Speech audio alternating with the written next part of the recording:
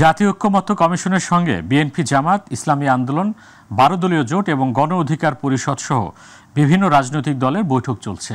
বিকাল 3টার দিকে রাজধানীর বেইলি রোডে ফরেন সার্ভিস একাডেমিতে এই বৈঠক শুরু হয়। সংস্কার ও চলমান বিভিন্ন ইস্যু নিয়ে রাজনৈতিক দলগুলোর সঙ্গে প্রধান উপদেষ্টা ডক্টর মোহাম্মদ ইউনূসের নেতৃত্বে গঠিত 7 সদস্যের জাতীয় ঐক্যমত্য কমিশনের বৈঠক এটি।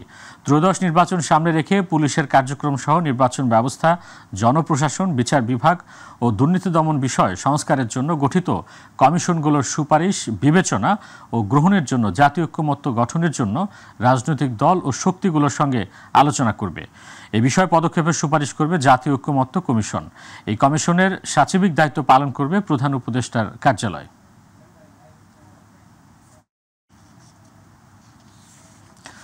দর্শক, এই মুহূর্তে রাজধানীর ফরেন সার্ভিস একাডেমির সামনে আছেন আমাদের সহকর্মী ইউসুফ আলী। আমরা সরাসরি যুক্ত হচ্ছি তার সাথে। ইউসুফ, প্রতিনিধি দলের সদস্যরা কি এসেছেন, আর বৈঠকের কি তথ্য আছে আপনার কাছে? মহসিন, আপনি জানেন যে আজকে যে জাতীয় ঐক্যমত্য কমিশনের বৈঠক, সেই বৈঠকটি শুরু হয়েছে দুপুর 3টায়। এখানে প্রায় আপনার 100 জন, বিভিন্ন রাজনৈতিক দলের 100 জন প্রতিনিধি এখানে অংশগ্রহণ করেছেন। কিছুক্ষণ আগে প্রধান উপদেষ্টার প্রেস সচিব আমাদেরকে যেটি জানিয়েছেন যে এই অর্থাৎ আসরের নামাজের আগ পর্যন্ত তারা 10 জন বিভিন্ন বিষয়ে কথা বলেছেন। তবে কি বিষয়ে কথা বলেছেন সে বিষয়টিতে তিনি আমাদেরকে জানাননি। তবে এই যে বৈঠক চলছে, এই বৈঠকের পর আসলে জানতে পারবো যে মানে এই বৈঠকে কি আলোচনা হয়েছে কিংবা কি সিদ্ধান্ত হয়েছে। তবে এই বৈঠক হয়তো চলমান থাকতে পারে। আসরের নামাজের পর আবার বৈঠকটি শুরু হলে বিভিন্ন রাজনৈতিক দলের নেতারা এখানে তাদের বিভিন্ন বিষয় তুলে ধরে, অর্থাৎ দেশের সার্বিক যে পরিস্থিতি, সেই পরিস্থিতি নিয়ে মূলত কথা হবে। যে ঐক্যমত্যে পৌঁছার জন্য তারা একটি গঠনমূলক আলোচনা করবেন এবং আলোচনার পর আমাদেরকে সংবাদ সম্মেলনের মাধ্যমে বিভিন্ন রাজনৈতিক দল আলাদা আলাদাভাবে হয়তো আমাদেরকে জানাতে পারেন। তখন হয়তো আমরা বিষয়টি জানতে পারবো যে আসলে কি আলোচনা হয়েছে কিংবা কোনো সিদ্ধান্তে উপনীত হওয়া গেছে কি না। সিভিল সার্ভিস অ্যাসোসিয়েশনে এখন যে বৈঠকটি চলছে, সেটি অন্যান্য রাজনৈতিক দলের নেতারাও এখানে যুক্ত হয়েছেন। এছাড়া বাংলাদেশের কমিউনিস্ট পার্টির সাধারণ সম্পাদক সাইফুল হক কিছুক্ষণ আগে বের হয়ে গেছেন। তিনি যেটি জানিয়েছেন যে এই যে বৈঠকে বিভিন্ন রাজনৈতিক দল তাদের বক্তব্য জানাচ্ছেন এবং তারাও তাদের প্রতিক্রিয়া জানিয়েছেন। তবে সবশেষ সবার সঙ্গে আলোচনা করে হয়তো একটি সিদ্ধান্তে উপনীত হওয়া যেতে পারে যে বাংলাদেশে যে বিরাজমান রাজনৈতিক যে সংকট, সেই সংকট দূরীকরণে কোন কোন পদক্ষেপ নেওয়া যেতে পারে সেটি হয়তো একটি সিদ্ধান্ত হতে পারে। মহসিন, এই ছিল আমার কাছে বৈঠকের সবশেষ তথ্য।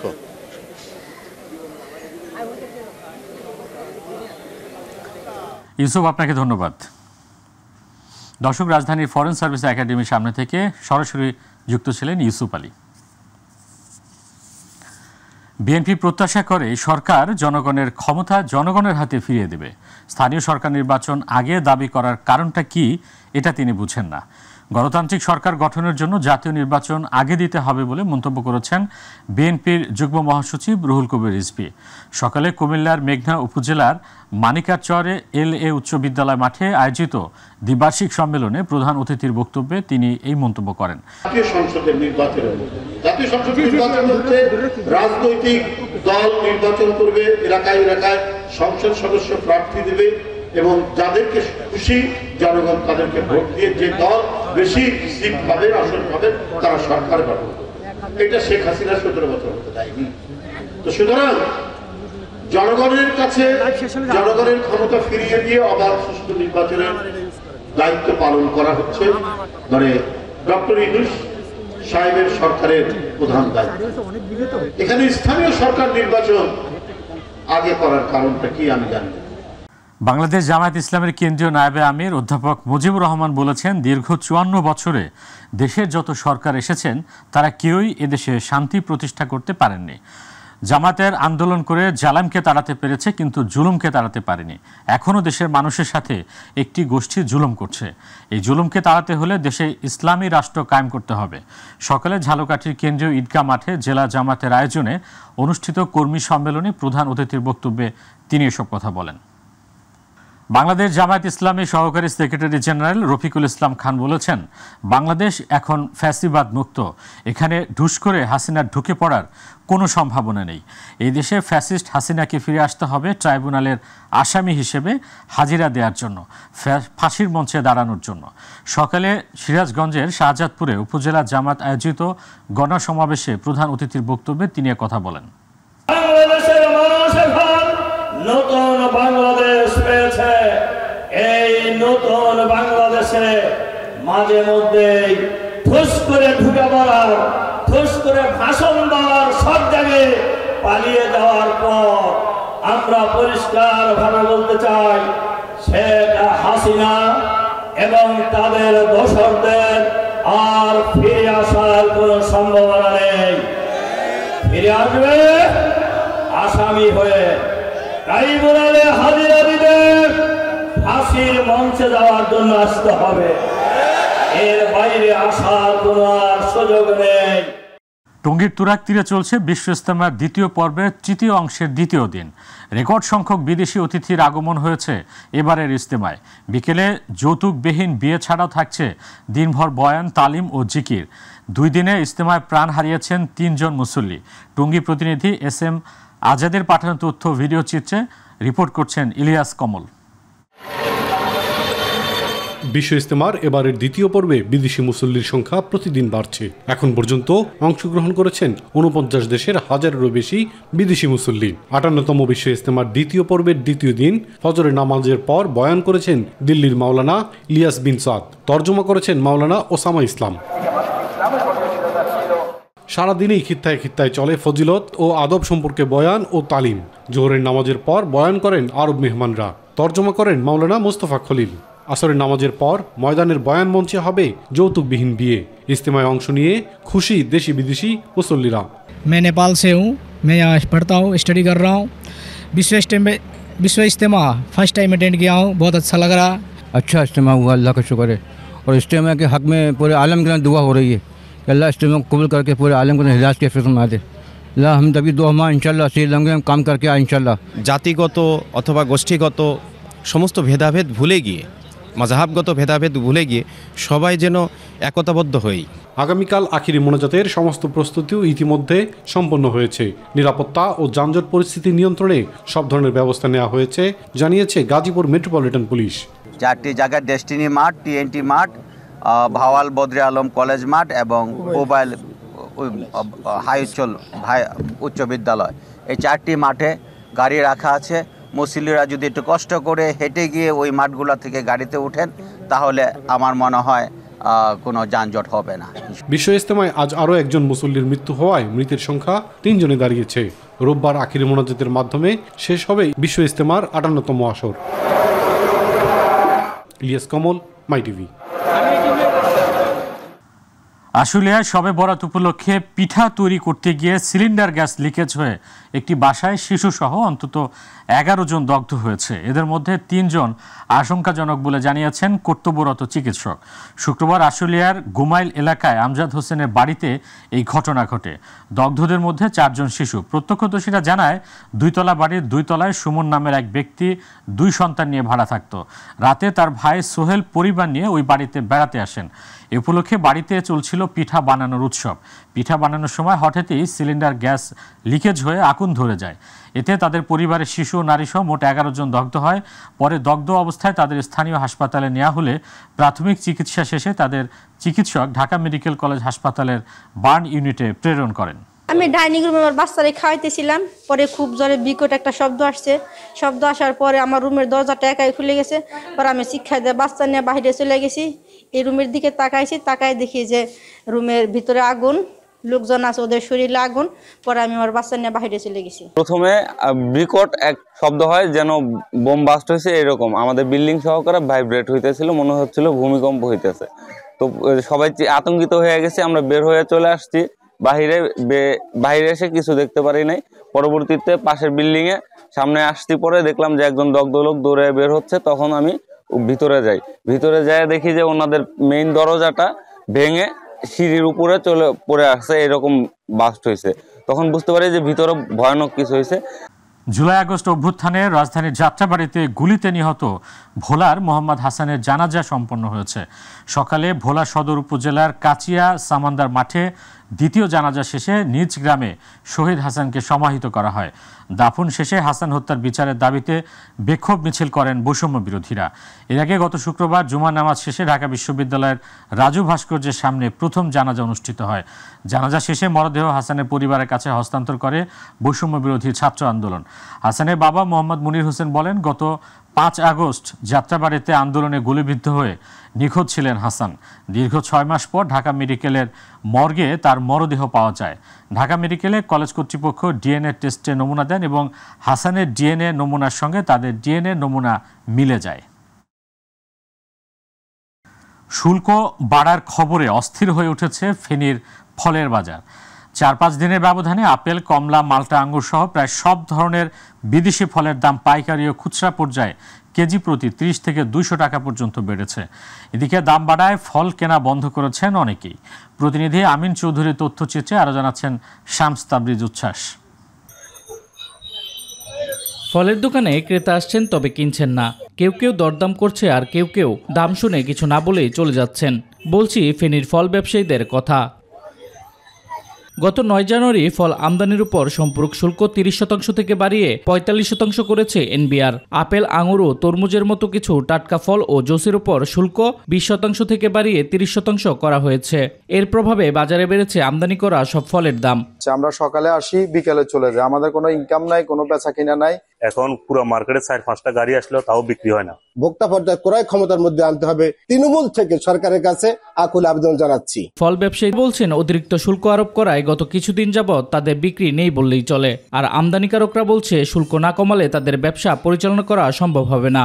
তো আমি সরকারের কাছে একটাই দাবি জানাই, আপনারা এটাকে বিলাসবহুল পণ্য থেকে প্রত্যাহার করবেন। এটা আপনার যে শিশুর খাদ্য, রোগীর পথ্য।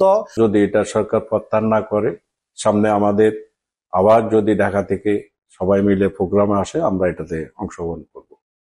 ব্যবসায়ীরা ব্যবসায়িকভাবে বাঁচতে হবে, লক্ষ লোক জড়িত, ফ্যামিলির সদস্যরা লেখাপড়া করতেছে, আর ফল খাইতে হবে সুস্থ থাকার জন্য। ফল কিনতে আসা ক্রেতারা জানায়, চাল ডালের চেয়ে ফলের দাম বেশি, তাই তাদের মাঝেও তৈরি হয়েছে ফল কম কেনার প্রবণতাও। এই অবস্থাতে আমাদের জনগণকেই মরতে হবে, আর কিছু করার নাই। তো কার কাছে বলবেন? সাধ্যমতো সবাই ক্রয় করতে পারতেছে না, আগের থেকে অনেক দাম বাড়ছে। ব্যাট ট্যাক্স যদি কমাই দেয়, তাহলে মানুষের এটা নাগালের মধ্যে থাকলে রোগী ফল খাইতে পারবে, সাধারণ জনগণ ফল খাইতে পারবে। ফেনীর মহিপাল পাইকারি ফল আড়তে এখন কমলা বিক্রি হচ্ছে প্রতি কেজি 300 থেকে 350 টাকা, আপেল বিক্রি হচ্ছে 280 থেকে 300 টাকায়, মাল্টা বিক্রি হচ্ছে 280 টাকা থেকে 300 টাকায়, প্রকারভেদে আঙুর বিক্রি হচ্ছে 450 থেকে 500 টাকায় এবং আনার বিক্রি হচ্ছে 500 থেকে 550 টাকা কেজিতে। শামস তাবরিজ উচ্ছ্বাস, মাই টিভি নিউজ ডেস্ক। রাজশাহী নগরের ভদ্রা এলাকায় ভাড়া বাড়ি থেকে এক নারীর অর্ধেক পুড়ে যাওয়া মরদেহ উদ্ধার করেছে পুলিশ। প্রাথমিকভাবে পুলিশের ধারণা, তাকে হত্যার পর আগুন দিয়ে মাথা ও বুক পুড়িয়ে দেওয়া হয়েছে। নিহত নারীর নাম হেলেনা। তার বাড়ি চন্দ্রিমা থানার নামক ভদ্রা এলাকার রেল লাইনের পাশের এলাকায়। মরদেহ উদ্ধারের পর রাজশাহী মেডিকেলের মর্গে পাঠিয়েছে চন্দ্রিমা থানা পুলিশ। তবে হেলেনার পরিবারের কেউ এখনও থানায় মামলা দায়ের করেননি। পুলিশ বলছে, মামলা প্রক্রিয়াধীন, আজকের মধ্যেই তা রেকর্ড হবে। এই ঘটনায় তাদের তদন্ত চলমান বলেও জানানো হয়েছে। ঢাকা মাওয়া এক্সপ্রেসওয়েতে পেছন থেকে ধাক্কায় সড়ক নিরাপত্তার পেট্রোল গাড়ি সহ 3 গাড়ির সংঘর্ষে আহত হয়েছে অন্তত 12 জন। এতে 4 কিলোমিটার এলাকা জুড়ে 8 ঘন্টা যান চলাচল বন্ধ হয়ে যায়। পরে দুর্ঘটনা কবলিত গাড়িগুলো আহতদের সরিয়ে নেওয়া হলে যান চলাচল স্বাভাবিক হয়। সকালে এক্সপ্রেসওয়ের নিমতলা এলাকায় এই ঘটনা ঘটে। হাসারা হাইওয়ে থানার ভারপ্রাপ্ত কর্মকর্তা আব্দুল কাদের জিলানি বলেন, দুর্ঘটনায় বেশ কয়েকজন আহত হলেও কেউ মারা যায়নি। আহতদের স্থানীয়ভাবে চিকিৎসা দেওয়া হচ্ছে। সড়কে যানবাহন চলাচল স্বাভাবিক রয়েছে। গাড়িগুলো জব্দ করে থানায় নিয়ে আসা হয়েছে। টাঙ্গাইলের মির্জাপুরে ইট ভর্তি ট্রাক ও মোটরসাইকেলের মুখোমুখি সংঘর্ষে মুজিবুর রহমান নামে মোটরসাইকেল চালক নিহত হয়েছে। সকালে উপজেলার বাসতৈল ইউনিয়নের পেকুয়া নামক এলাকায় এই দুর্ঘটনা ঘটে। বাসতৈল পুলিশ ফাঁড়ির এসআই মুখলেসুর রহমান জানান, খবর পেয়ে আমরা ঘটনাস্থলে গিয়ে ট্রাকটি জব্দ করি এবং মরদেহ নিয়ে আসা হয়েছে। আইনি প্রক্রিয়া শেষে নিহতের পরিবারের কাছে মরদেহ হস্তান্তর করা হবে। দিনাজপুরের পার্বতীপুরে স্বল্প গতির ট্রাকে পেছন থেকে ধাক্কা দেয় ঘটনায় শফিকুল ইসলাম নামে এক সুপারি ব্যবসায়ীর মর্মান্তিক মৃত্যু হয়েছে। সকালে পার্বতীপুর ফুলবাড়ি মহাসড়কের ভবানীপুর বাজার সংলগ্ন শেরপুর এলাকায় এই ঘটনা ঘটে। জানা গেছে, সুপারি বোঝাই মিনি ট্রাকটি দ্রুত গতিতে অতিক্রমকালে দুর্ঘটনা কবলিত হয়। খবর পেয়ে ফায়ার সার্ভিস ও পুলিশ ঘটনাস্থলে পৌঁছে স্থানীয়দের সহযোগিতায় আহত চালক শিমুল সর্দারকে উদ্ধার করে উপজেলা স্বাস্থ্য কমপ্লেক্সে ভর্তি করে। সিরাজগঞ্জের বঙ্গবন্ধু সেতু পশ্চিম গোলচত্বর এলাকায় একটি মাদক বিরোধী অভিযান চালিয়ে 51 কেজি গাঁজাসহ 2 মাদক কারবারিকে গ্রেপ্তার করেছে র্যাব। এ সময় গাঁজা পরিবহন ও ক্রয় বিক্রয়ের কাজে ব্যবহৃত 2টি মোটরসাইকেল, মোবাইল ফোন, একটি কাভার্ড ভ্যান, নগদ 500 টাকা জব্দ করা হয়। র্যাব 12 জানায়, ফরমান হোসেন ও লিটন ইসলাম মাসুদ দীর্ঘদিন ধরে মাদক কেনাবেচা করে আসছিল। গোপন সংবাদের ভিত্তিতে তাদেরকে গ্রেপ্তার করা হয়। উৎসবমুখর পরিবেশে চাঁপাইনবাবগঞ্জের সোনা মসজিদ স্থলবন্দর আমদানি রপ্তানিকারক গ্রুপের দ্বিবার্ষিক নির্বাচন অনুষ্ঠিত হয়েছে। সকাল 10টা থেকে বিকেল 4টা পর্যন্ত চলে ভোট গ্রহণ। নতুন নেতৃত্বের মাধ্যমে আমদানি রপ্তানি কার্যক্রমে গতিশীলতা ফিরবে বলে মনে করছে ব্যবসায়ীরা। নির্বাচনে একরামুল হক প্যানেল এবং আবু তালেব কাজী শাহাবুদ্দিন মামুনুর রশিদ প্যানেলে 17 জন করে প্রার্থী অংশ নিয়েছে। আগামী 18 ফেব্রুয়ারি বিএনপির কেন্দ্র ঘোষিত কর্মসূচি উপলক্ষে ঝিনাইদহে জেলা সমাবেশ সফল করার লক্ষ্যে মহেশপুরে বিএনপির প্রস্তুতিমূলক সভা অনুষ্ঠিত হয়েছে। সকালে উপজেলা বিএনপি, পৌর বিএনপি ও সহযোগী সংগঠনের আয়োজন প্রস্তুতিমূলক সভা অনুষ্ঠিত হয়। মহেশপুর পৌর বিএনপি সভাপতি আমিরুল ইসলাম খান চুন্নু সভাপতিত্বে প্রধান অতিথি ছিলেন ঝিনাইদহ জেলা বিএনপি সাধারণ সম্পাদক জাহিদুজ্জামান মনা। এ সময় জেলা বিএনপি সাংগঠনিক সম্পাদক সাজিদুর রহমান পাপ, উপজেলা বিএনপি সাধারণ সম্পাদক দবির উদ্দিন বিশ্বাস সহ আরও অনেকে উপস্থিত ছিলেন।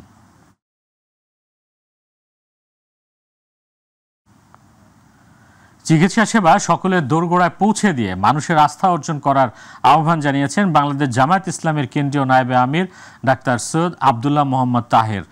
গতকাল চট্টগ্রাম মেট্রোপলিটন হাসপাতালের নবনির্মিত ভবনে বিশ্বমানের স্পেশালাইজড হাসপাতাল ও সর্বাধুনিক প্রযুক্তি নির্ভর ডায়াগনস্টিক ল্যাবের উদ্বোধনকালে প্রধান অতিথির বক্তব্যে তিনি এই আহ্বান জানান।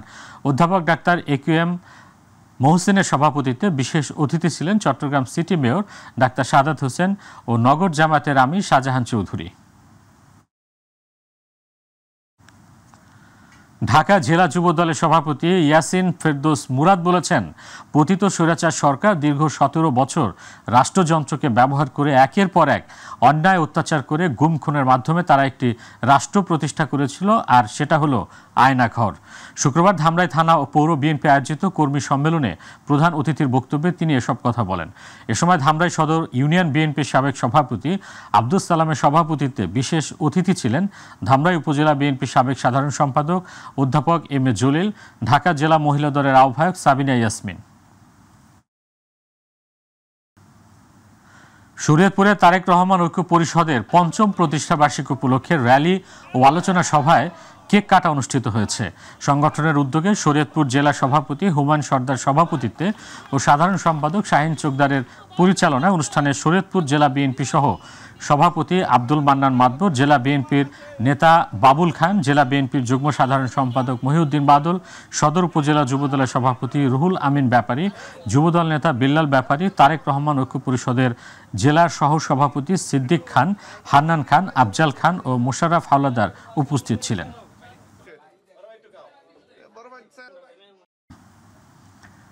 ব্যাপক উৎসাহ উদ্দীপনার মধ্য দিয়ে সারা দেশের মতো চাঁদপুরের মতলব উত্তরে ভোটার তালিকা হালনাগাদ কার্যক্রমের অংশ হিসেবে নতুন ভোটারদের ছবি তোলার কার্যক্রম শুরু হয়েছে।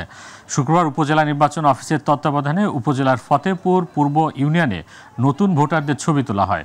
উপজেলা নির্বাচন অফিসার আবু তাহের জানান, আগামী 22 ফেব্রুয়ারি পর্যন্ত উপজেলাধীন 14 ইউনিয়ন ও একটি পৌরসভায় এ কার্যক্রম চলমান থাকবে।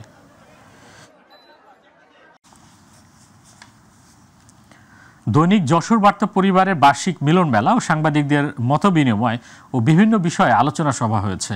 সকালে দৈনিক যশোর বার্তার সম্পাদক ও প্রকাশক অধ্যক্ষ শিহাবুদ্দিনের সভাপতিত্বে অনুষ্ঠানে প্রধান অতিথি ছিলেন জেলা পরিষদের প্রধান নির্বাহী কর্মকর্তা আসাদুজ্জামান। বিশেষ অতিথি ছিলেন যশোর চেম্বার অব কমার্সের সভাপতি মিজানুর রহমান খান, বাংলাদেশ মানবাধিকার কল্যাণ ট্রাস্টের মহাসচিব সাইফুল ইসলাম, সাংবাদিক শরীফুল ইসলাম।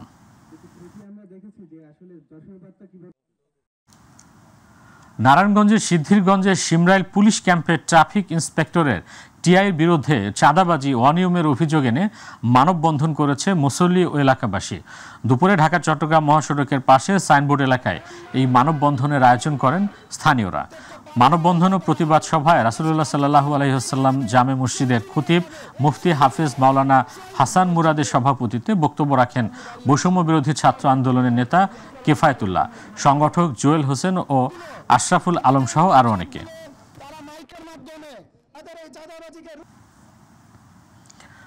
চট্টগ্রাম ডাবল মোরিং থানা এলাকায় বসবাসকারী এক দম্পতির বিরুদ্ধে একটি বেসরকারি মাল্টিপারপাস প্রতিষ্ঠানের অর্থ আত্মসাৎ ও বিভিন্ন গণমাধ্যমে মিথ্যা অপপ্রচার সহ নানা অভিযোগে সংবাদ সম্মেলন করেছে প্রতিষ্ঠানটির সকল ভুক্তভোগী কর্মকর্তা ও কর্মচারী।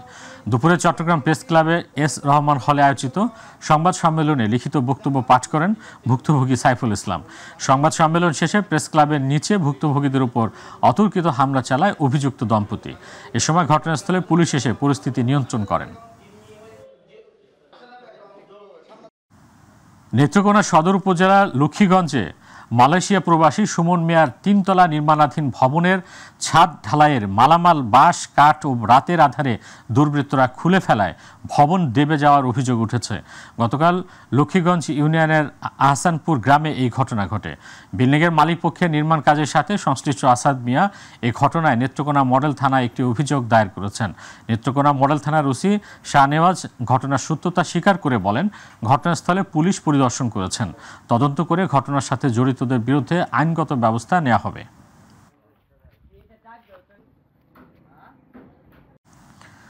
চাঁদপুরে আনোয়ারা ইসলাম দাখিল মাদ্রাসার বার্ষিক ক্রীড়া ও সাংস্কৃতিক প্রতিযোগিতার পুরস্কার বিতরণী করা হয়েছে। সকালে শহরের দক্ষিণ গুনরাজদি আনোয়ারা ইসলামী দক্ষিণ মাদ্রাসার প্রাঙ্গণে আয়োজিত অনুষ্ঠানে প্রধান অতিথি ছিলেন চাঁদপুর জেলা বিএনপির সভাপতি শেখ ফরিদ আহমেদ মানিক। বিশেষ অতিথি ছিলেন চাঁদপুর জেলা বিএনপির সাধারণ সম্পাদক সেলিমুল্লাহ সেলিম, পৌর বিএনপির আহ্বায়ক আক্তার হোসেন মাঝি বিশেষ অতিথি হিসেবে উপস্থিত ছিলেন।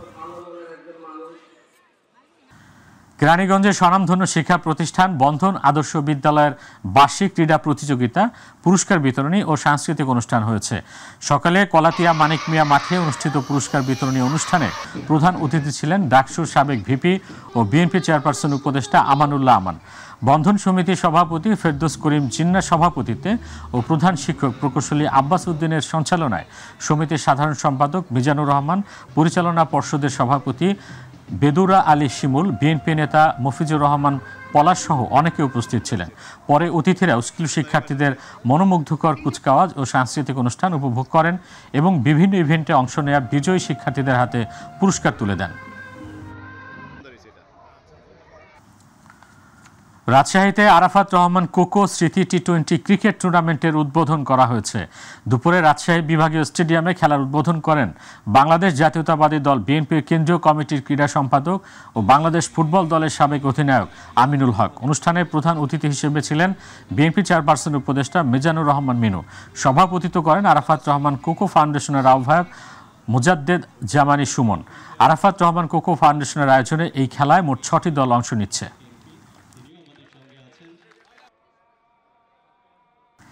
প্রকৃতির এক অনন্য সৌন্দর্যের খবর দিয়ে শেষ করব এখনকার সংবাদ। ফাগুনে আগুন লেগেছে সুনামগঞ্জের শিমুল বাগানে। সবুজ ডালের আবৃত ভেদ করে ফুটে উঠেছে শতকোটি শিমুল ফুল। রক্তরাঙা ফুলের রাজ্যতে এ যেন এক স্বর্গরাজ্য। ঋতুরাজ বসন্ত ও ভালোবাসা দিবসকে বরণ করতে যেন অনুপম সৌন্দর্যে সেজে উঠেছে বাগানটি। রক্তিম ফুলের রাশি রাশি মুগ্ধতায় আকৃষ্ট হয়ে দেশের বিভিন্ন প্রান্ত থেকে প্রিয়জনদের সাথে নিয়ে ছুটে আসছেন প্রকৃতি প্রেমীরা। প্রতিনিধি আবু হানিফের পাঠানো তথ্যচিত্রে আতিকুর রহমান তিতাসের ডেস্ক রিপোর্ট।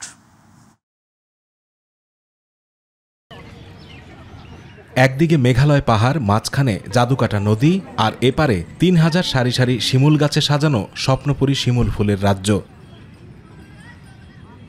প্রায় 2 যুগ আগে সুনামগঞ্জের তাহিরপুর উপজেলার বাদাঘাট ইউনিয়নের মানিগাঁও গ্রামের বৃক্ষপ্রেমী জয়নাল আবেদিন প্রায় 100 বিঘা জমিতে গড়ে তুলেছিলেন বাগানটি, যেটি দেশের বৃহত্তম শিমুল বাগান নামে পরিচিত।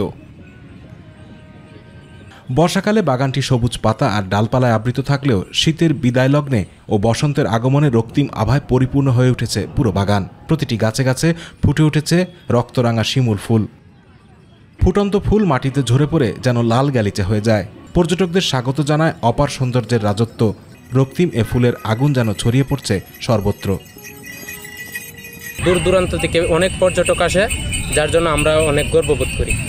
আমরা শিমুল বাগান আইছি সুনামস থেকে, তো অনেক ভালো লাগছে।